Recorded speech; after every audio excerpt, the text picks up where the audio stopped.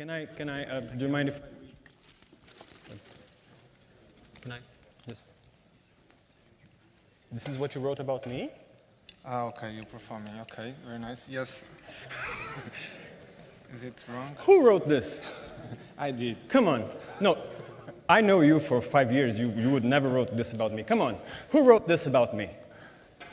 You, sir. You, over there. Yeah, you. You wrote this? Oh, you are the one who has been messing with all the presentations today. You. Yes. Oh, yes, sir. I demand you to show yourself. Come on, come on, come on. Oh, Mr. Socrates, I'm sorry. Okay, I'm here to talk about...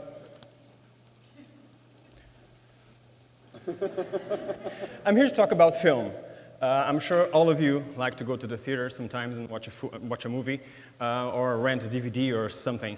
And I've been working on films for over a decade. And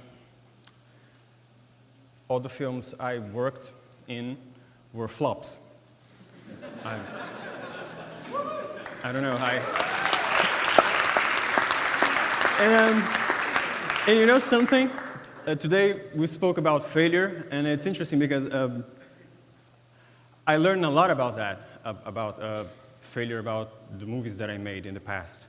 And I decided to get some lessons from it and implement it on a new business that I'm venturing now. I'm a creative producer at a company, and we're producing horror movies. And the first thing that I learned is we have to look at things the way they are, never the way that we would like them to be, or the way they should be. One thing is the way things are as we would like them to be. The other, quite different thing is the way things really are. And we have to work with what we have sometimes. And you know, films, as you know, are a huge industry all around the world. And we are an industry inside an industry inside an industry. And why is that? Because that's the way the market is organized. So you see, the market is that thing that we cannot escape from. We are born in the market, we die in the market, and even after we die, there's a market for us somehow. And it's interesting because this is how it is, but somehow this is how we would like it to be here in Portugal, unfortunately. So whenever we try to extract the film business from the market, we end with strange things that we don't know exactly what they are. And we fall into a very old discussion that takes nowhere, that asks, film, is it art? Is it commerce? Art, commerce, art, commerce? And nobody knows, nobody can answer that question. And sometimes it's funny because there is no answer to that question. Because often we see films that defy our notion of commerce and art. Is this art? Is this commerce? We don't know exactly. But what we do know, we who work in the film business, is that in honesty, film or movies are a commercial art form. You cannot dissociate one from the other, unfortunately.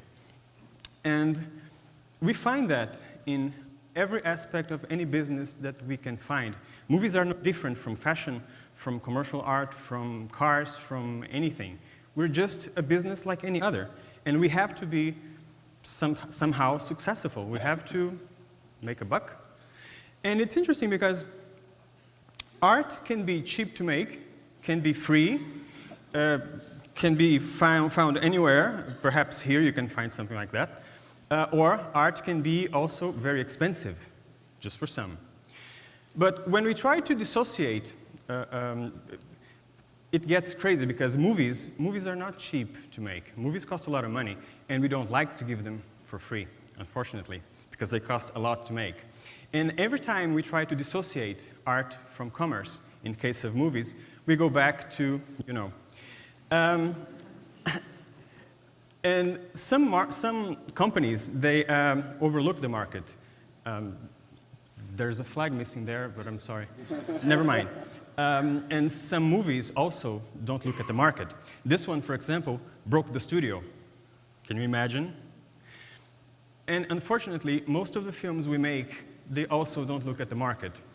And now, to change things, to think outside the box, to innovate. We have to rethink the way we relate ourselves, we who produce the movies, with those who make the movies. And we have to rethink development, production, and distribution. So, first thing we should do, that we must do, is put risk in the business, because there is no risk right now, and there is no, in fact, there is no great commerce without risk, and there is no great art without risk. Second, it's the focus on distribution. You see, the distributors are the ones who sell our movies. We only make them. So we have to talk to the audience, we have to talk to the customers. We cannot pretend that we just make the movies, we make it, you buy it. That doesn't happen. Then focus on education, because we have to prepare the future generations of filmmakers and film producers for tomorrow. So we have to think in a strategy to bring them together with the market. Then, we have to focus on business. Have you got a strategy? Have you got a good idea? Well, good news is you have to think of all these people. We have to have a strategy to win all these people, because they are the ones who make the film business. We have also, and that's a very interesting aspect of the movie business, that we have to focus on production values. We have to ask ourselves, why am I making this film? What does this film bring to the market that you haven't seen before? What new angle am I getting in this film that will make you say, wow, that it's going to make you cry or laugh or get scared or whatever? We have to think about that. And also, we have to focus on the story. You see, the story is one of the best production values that we can bring into a movie.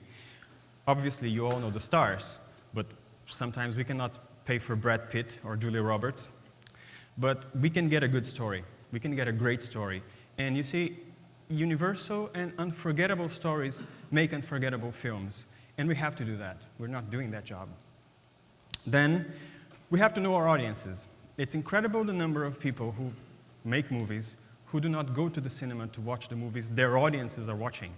This is a big problem, you see. If I want to make a thriller or horror or comedy, I have to see what the market is producing today. I cannot produce in a void. Then, we have to diversify our sources. Today, only the state funds our films. And as I said, we have to put risk back into the business, and we have to diversify our sources. Philanthropy and patronage are a great way to finance the arts, as we say. And somehow, Portugal has a law that helps that, but somehow nobody uses it. So there must be something wrong there. I don't know. And you know something? This is not what we need. What we need is this. We need to have a strategy, a real strategy, that involves commerce, finance, and culture, with all the agents of the sector working together to make great films. That's all we need.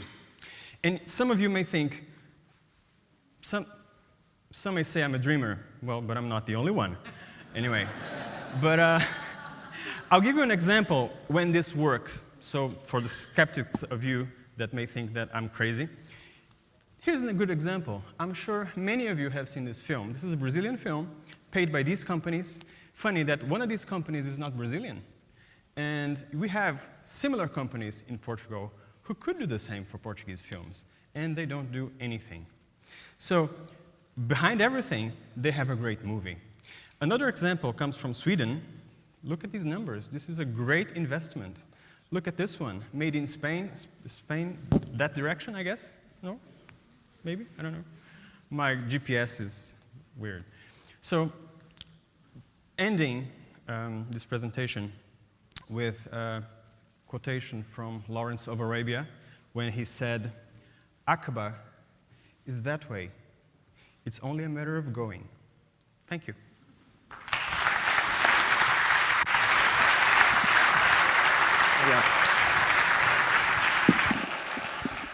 Thank you very much.